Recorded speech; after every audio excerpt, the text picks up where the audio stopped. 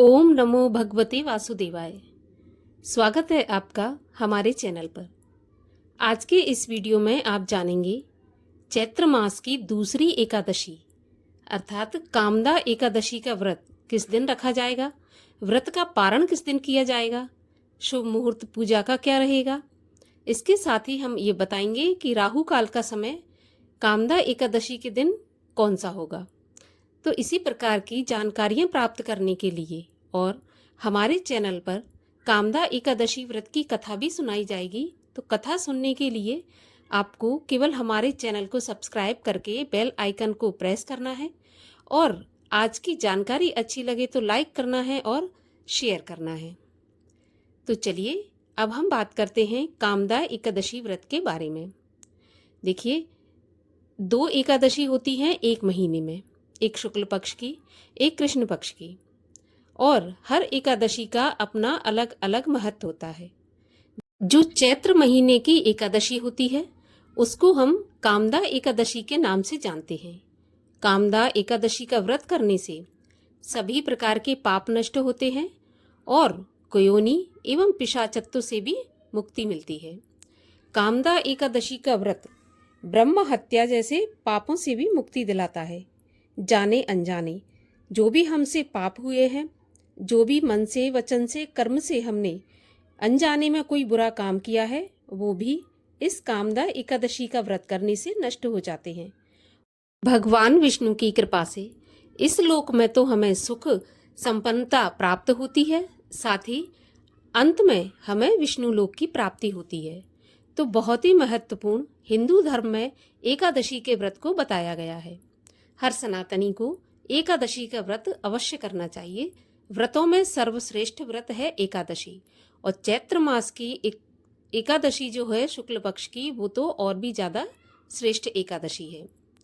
एकादशी के नियमों की अगर हम बात करें तो एकादशी के नियम हमें 3 दिन पालन करने होते हैं, तभी हमें एकादशी के व्रत का फल प्राप्त होता है।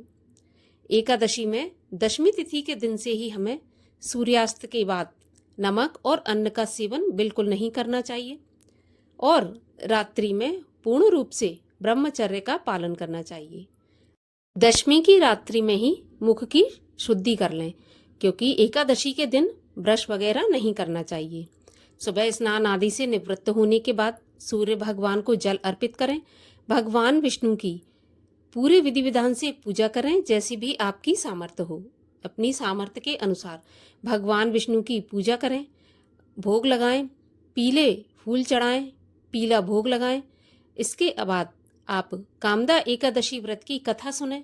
कथा सुनने के बाद भगवान विष्णु की आरती करें।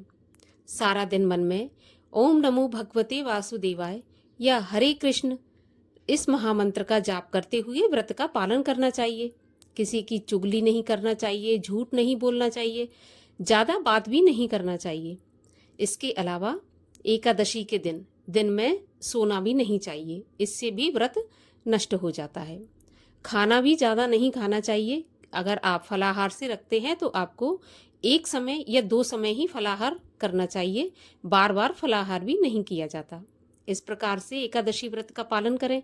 रात्रि में जागरण का भी बहुत अधिक महत्व है। अगर एकादशी की रात्रि में भगवान के मंदिर के समीप भजन कीर्तन करते हुए, भगवान की प्रतिमा के समीप गुणगान करते हुए रात्रि जागरण करते हैं तो उसका भी हमें 1000 गुना फल प्राप्त होता है। इतना महत्व रात्रि जागरण का बताया गया है। अगर पूरी रात आप नहीं जाग सकते किसी भी कारण से, तो कम से कम आधी रात तक अवश्य जागरण करना चाहिए। इस प्रकार एकादशी के व्रत के नियमों का पालन करें। अब तीसरे दिन जो पारण का समय बताया जाता है, उसी समय पर पारण भी करना चाहिए, क्योंकि अगर समय पर पारण नहीं किया जाता तो जो 2 दिन आपने नियम पालन किए हैं वो भी आपके व्यर्थ हो जाते हैं। तो आपको पारण के दिन सही समय पर पारण करना चाहिए। और ध्यान रखें, पारण करने से पहले आपको दान दक्षिणा अवश्य निकाल देनी चाहिए। हो सके तो किसी ब्राह्मण को घर बुलाकर भोजन कराएं, उसके बाद आप व्रत खोलें। अगर ऐसा संभव नहीं है तो एक ब्राह्मण की भोजन की कच्ची सामग्री आप बाहर निकाल के रख दें, दक्षिणा डालें उसमें, तब आप अपने व्रत का पारण करें। क्योंकि व्रत का दान दक्षिणा अवश्य निकाला जाता है, दिया जाता है, तभी व्रत सफल होता है, पूर्ण होता है। इस प्रकार से कामदा एकादशी व्रत का आप पूरी तरह से पालन करें और भगवान श्री हरि विष्णु की कृपा प्राप्त करें। और अब हम ये जान लेते हैं कि एकादशी का व्रत किस दिन रखा जाएगा, कब एकादशी प्रारंभ होगी, कब समाप्त होगी और पारण कब किया जाएगा, इस सब के बारे में भी हम जान लेते हैं।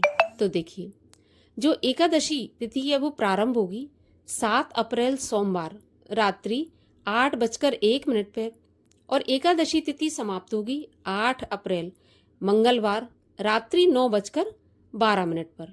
तो उदया तिथि में व्रत रखा जाता है।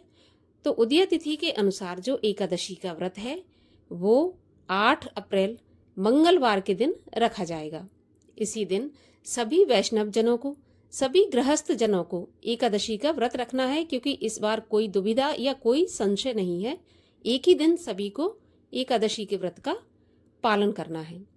अब 8 को व्रत रखेंगे तो 9 को पारण करना होगा और 9 अप्रैल को पारण का जो शुभ मुहूर्त है वो सुबह 6:15 से 9:35 तक है।